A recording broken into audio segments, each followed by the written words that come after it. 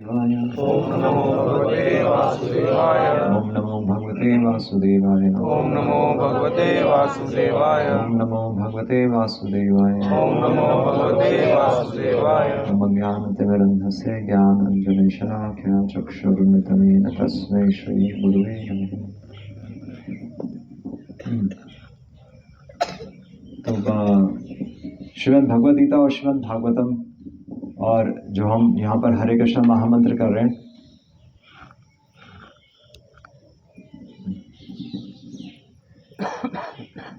तो हम भगवान की आरती करते हैं या भगवान के लिए कीर्तन कर रहे हैं या हम कुछ भी, हम अपने घर में जो भी पूजा कर रहे हैं, भागवत का अभी भागवत कथा भी हुई थी, तो उस सब का पर्पस क्या है? जैसे प्रभु जी ने भी बोला कि भगवान के चरण कमलों का आश्रय हमें लेना है और उसको समझने के लिए हमें भक्तों के जीवन से समझना पड़ेगा कि भगवान के चरण कमलों का आश्रय होता क्या है। तो श्रीमद जब महाभारत, बल्कि इतिहास और पुराण, तो महाभारत हमारे इतिहास में आता है और वेदों का सार भगवद गीता बताया गया। तो भगवान एक्चुअली जब महाभारत का युद्ध हुआ, मतलब पिछले 5000 साल की हिस्ट्री में सबसे बड़ा युद्ध जो है महाभारत का युद्ध था और ऐसा कहा जाता है कि 64 करोड़ उसमें सैनिक मारे गए थे और जितने मारे नहीं गए थे उससे ज्यादा सैनिक उनके परिवार, बल्कि वो वहां से लापता थे। इतने बच्चे अनाथ हो गए थे, इतनी विधवाएं हो गई थी। और मजे की बात यह है कि भगवान की इच्छा से हुआ था ये। भगवान चाहते थे क्योंकि अधर्म का नाश हो, इसलिए। हालांकि तो कुरुवंश तो पहले भी चल रहा था, दुर्योधन भी राज्य को संभाल रहा था और राज्य तो पहले भी चल रहा था, बस केवल दुर्योधन की जगह युधिष्ठिर महाराज को स्थापित करने के लिए इतना बड़ा युद्ध हुआ।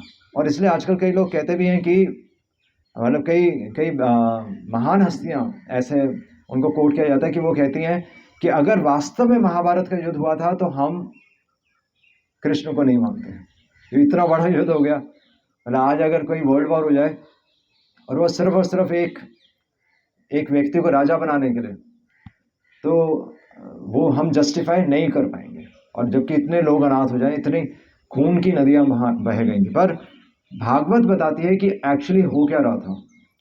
तो एक श्लोक आता है, तो श्रीमद् भागवतम में जो हम भागवत कथा करते हैं, तो युधिष्ठिर महाराज, हालांकि युधिष्ठिर महाराज के साथ में कौन खड़ा था? भगवान श्री कृष्ण स्वयं खड़े थे युधिष्ठिर महाराज के साथ में,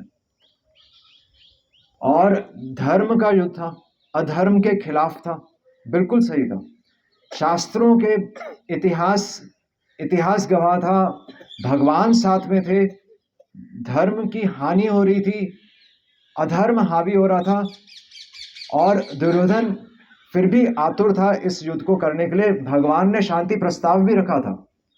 इन सब के बावजूद जब युधिष्ठिर महाराज ये युद्ध जीते, तो वो क्या सोच रहे थे?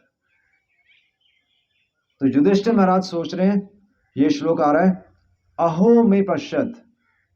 तो युधिष्ठिर महाराज जब युद्ध समाप्त हो गया, बल्कि उसके बाद जब भगवान ने युधिष्ठिर महाराज के द्वारा अश्वमेध यज्ञ भी करवाया, कि उनसे 3 बार यज्ञ करवाया कि पूरी सृष्टि में, पूरी धरती पर उनसे बड़ा कोई राजा नहीं है। उसके बाद युधिष्ठिर महाराज कह रहे हैं अहो में पश्यत, कि जरा देखो, भाग्य की विडंबना देखो। क्या देखो? अज्ञानम हृदय रूढ़म, कि कह रहे हैं कि अज्ञानता के कारण, अज्ञानम, और बल्कि मेरे हृदय में क्या है? मेरे हृदय में दुरात्मना, कि मेरा हृदय पापी है। सब कुछ है, भगवान उनके साथ में है, वो इतना बड़ा युद्ध जीते हैं और धर्म की हानि हो रही थी, फिर भी भगवान की इच्छा के लिए उन्होंने युद्ध किया। पर वो क्या कह रहे हैं? अहो में पश्यत अज्ञानम हृदय रूढ़म दुरात्मना। मैं कौन हूं? मैं पापी हूं। वो ये कह रहे हैं। क्यों मैं पापी हूं? क्योंकि वो कह रहे हैं कि पारकस्य एव देहस्य, क्योंकि देह किसके लिए बना था? ये शरीर हमें मिला था दूसरे के कल्याण के लिए। पारकस्य एव देहस्य, ये देव केवल दूसरे व्यक्ति के बल्कि दूसरे व्यक्ति की आत्मा के कल्याण के लिए बना था। और बहवो में अक्षौहिणी हता, और बल्कि मेरे को राजा बनाने के लिए करोड़ों सैनिकों का वध करना पड़ा। तो युधिष्ठिर महाराज ये नहीं सोच रहे कि मैं राजा बन गया, युधिष्ठिर महाराज ये नहीं सोच रहे कि देखो मैंने युद्ध जीत लिया या मैंने देखा मैंने उसको हरा दिया। युधिष्ठिर महाराज ये नहीं सोच रहे, वो सोच रहे हैं कि इतने लोगों का व्यथा में उनका वध हो गया, इतने परिवार बिखर गए। तो हृदय में भक्त हमेशा दूसरे के कल्याण के लिए ही सोचता है, वो कभी भी अपने बारे में नहीं सोचता। हालांकि भगवान की इच्छा थी इसलिए युधिष्ठिर महाराज ने युद्ध किया भी, पर हृदय में उनके क्या चल रहा था, हृदय में उनके दुख था। पूरी पृथ्वी के राजा बनने के बाद भी उनके हृदय में दुख था। और ये दिखाता है कि जिस प्रकार युधिष्ठिर महाराज के हृदय में दुख था, उसी प्रकार अर्जुन जिसके पास गांडीव था, जो कि अकेले युद्ध जीत सकता था, युद्ध के शुरुआत में भी उसके हृदय में दुख था कि मैं युद्ध नहीं करना चाहता। हालांकि छल से उनसे सारा उनका राजपाट छीन लिया गया था, द्रौपदी का अपमान हुआ था, फिर भी अर्जुन युद्ध नहीं करना चाहता। अर्जुन भी तर्क दे रहा था, युधिष्ठिर महाराज भी मन में तर्क सोच रहे हैं कि इतना बड़ा युद्ध हमने व्यथा में कर दिया, बल्कि केवल मेरे को राजा बनाने के लिए। अर्जुन भी कह रहा था मुझे राज्य की इच्छा नहीं है, युधिष्ठिर महाराज भी कह रहे हैं मुझे राज्य की इच्छा नहीं है। द्रौपदी के पुत्रों की हत्या हो गई, द्रौपदी कह रही है कि अश्वत्थामा को छोड़ दो क्योंकि वो हमारे गुरु पुत्र है। जिस प्रकार मुझे दुख हो रहा है मेरे बच्चों की हत्या से मुझे दुख हो रहा है, उस प्रकार हमारे गुरु की पत्नी के अगर उनके पुत्र की हत्या होगी तो उनको भी दुख पहुंचेगा, इसलिए उनका दुख ना बढ़े, इसलिए अश्वत्थामा को छोड़ दो। तो ये सब क्या चल रहा है, ये सब पांडवों का चरित्र चल रहा है। ये क्या चल रहा है, ये हमारी सभ्यता चल रही है, ये सिविलाइजेशन है। इसको बोलते हैं, हमारी सभ्यता का केवल एक मैसेज था, और वो मैसेज था भस्मीभूतस्य देहस्य, कि ये शरीर तो खत्म हो जाएगा, शरीर के बारे में मत सोचो। भस्मीभूत देहस्य, ये शरीर, इसलिए भगवान कह रहे हैं देहिनो अस्मिन् यथा देहे कौमारम यौवनम जरा, कि भगवान भी ये कह रहे हैं कि ये शरीर खत्म हो जाएगा, तुम आत्मा के कल्याण के बारे में सोचो, और बल्कि दूसरे व्यक्ति को तुम मुझसे जोड़ो। यही तो, जिस प्रकार यहाँ पर हम देख सकते हैं, तो ये फूल हो सकता है सबके बगीचे में लगे होते हैं नहीं, पर ये इन फूलों से जो महक आ रही है वो किसी चार दीवारी तक सीमित ना रहे। जब ये फूल हम भगवान को अर्पित करते हैं तो सब खुश होते हैं, है कि नहीं। जब भगवान को इतने, आप देखिए, सुंदर कमल अर्पित होते हैं भगवान के चरणों में, जब हम कमल अर्पित करते हैं, जब हम भगवान का नाम ले रहे हैं, जब हम आरती करते हैं, इसका क्या अर्थ है, इसका अर्थ है कि हम अपने बारे में, अपने परिवार के बारे में उनको प्राथमिकता नहीं दे रहे। प्राथमिकता किसको है, धर्म को। ये हमारी सभ्यता यही सिखाती है कि कभी भी धर्म मत छोड़ो, चाहे परिवार का बलिदान देना पड़े, चाहे अपने शरीर का बलिदान देना पड़े, पर धर्म कभी मत छोड़ो। तो इसलिए युधिष्ठिर महाराज ने युद्ध किया भी, पर हृदय में उनके दुख था। और भगवान ने एक्चुअली इस सिचुएशन को, जिसमें करोड़ों सैनिक मारे गए, तो भगवान क्यों हैं, क्योंकि सैनिकों के मारे जाने के बाद भी भीष्म पितामह, जो कि भीष्म पितामह जिनको महाजन बोला गया भागवत में, जो कि भागवत के टीचर हैं, वो प्रमाण दे रहे हैं कि आपने जितने भी सैनिक वहां कुरुक्षेत्र के युद्ध में मारे गए, तो आपने सबको अपना धाम दे दिया। तो भगवान ने सबका परम कल्याण किया। भगवान, इसलिए हमें एक चीज समझनी है कि भगवान है, और हमारे जीवन से हमें भगवान के सिद्धांत को जीवित रखना है। खुद एक्चुअली जीवित नहीं रहना, हम एक्सरसाइज करके खुद जीवित हैं। पेड़ भी जीवित है, पर पेड़ अगर छाया नहीं दे रहा तो फल लागे अति दूर। इसलिए मनुष्य जीवित है, 100 साल जी रहा है, पर अगर भगवान का काम नहीं कर रहा, अगर धर्म की स्थापना नहीं कर रहा, तो उसके जीने का कोई फायदा नहीं। बड़ा हुआ तो क्या हुआ, जैसे पेड़ खजूर, पंथी को छाया नहीं, फल आ गया थी दूर। और छाया कैसे मिलती है?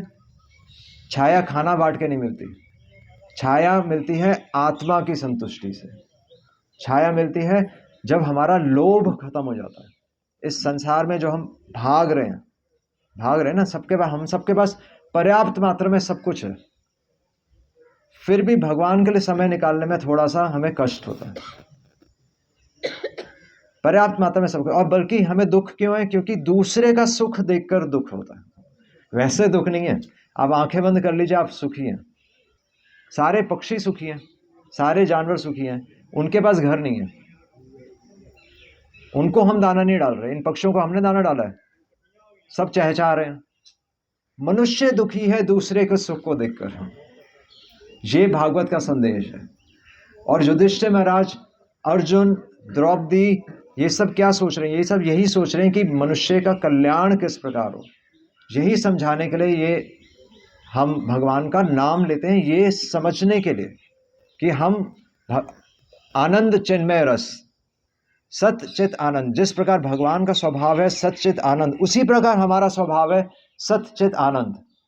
पर हम विषय वस्तुओं के स्पर्श में आकर हम दुखी होते हैं।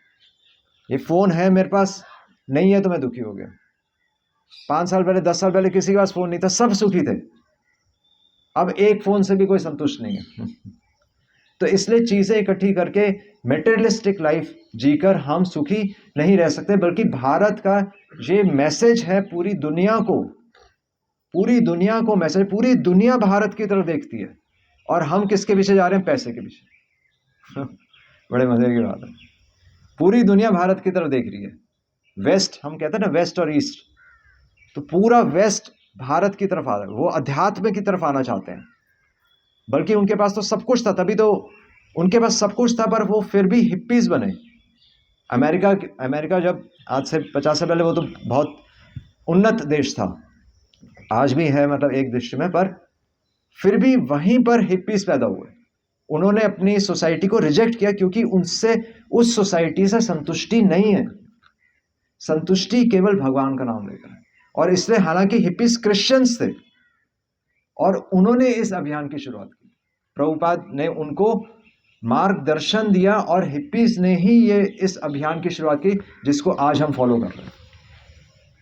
और तब उन्होंने कहा, तो प्रभुपाद से एक रिपोर्टर ने कहा कि आप लोगों को कन्वर्ट कर रहे हैं, आप क्रिश्चियंस को कन्वर्ट कर रहे हैं।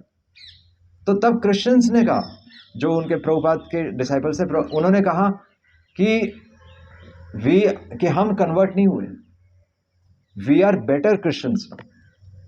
अब वास्तव में हम समझें कि भगवान से प्रेम करना क्या होता है। तो सभी धर्मों में भगवान से प्रेम करने के लिए बताया गया है, पर हमारे धर्म में उसको पूरा विस्तृत रूप से प्रफुल्लित, पूरा एक खिले हुए फूल की तरह उसको समझाया गया है कि भगवान से संबंध बना सकते हैं हम। केवल भगवान के आगे झुकना नहीं है, केवल भगवान से डरना नहीं है, आप भगवान से संबंध ही बना सकते हैं। तो ये हाईएस्ट प्लेटफॉर्म है, जो संबंध हम घर में ढूंढ रहे हैं, जो संबंध हम किसी कोई प्रेमी प्रेमिका के पास ढूंढता है, पर वो तो शरीर के पर आधारित होता है, उसमें भगवान नहीं होते, वो शरीर की संतुष्टि के लिए। आप देख लीजिए, और जहां शरीर की संतुष्टि नहीं, वहां डाइवोर्स है। पर ये संबंध आत्मा की संतुष्टि है। तो ये हमें पूरी दुनिया को मैसेज देना, और वो तब हम तभी दे सकते हैं जब हम खुद समझेंगे।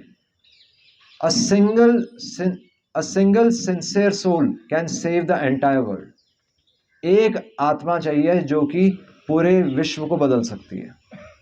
तो हमें पूरी दुनिया को बदलने के लिए केवल अपने को बदलना है, और उसके लिए हमें खुद को कन्विंस करना है, हमें खुद को समझाना है। उसके लिए शास्त्र है, उसके लिए भक्तों का चरित्र है, जिसको हम बार बार पढ़ते हैं, सुनते हैं, ताकि हमारे जीवन में भी वो आए। अभी हमारे जीवन में वो नहीं है, हमें पता है कि हमारे जीवन में नहीं है, पर हमें पता है कि बार बार imitation of good things is good. अगर हम बार बार ऐसा पढ़ते रहेंगे, जिनके बारे में सोचेंगे तो वो हमारे विचार बन जाएंगे, विचार हमारी क्रिया बन जाएगी, क्रिया हमारी आदत बन जाएगी, आदत से हमारा भाग्य बदलेगा, भाग्य से हम भगवान के धाम जा सकते हैं। हरे कृष्णा कृष्णा कृष्णा हरे हरे, हरे राम राम राम हरे हरे। प्रभुपाद की जय।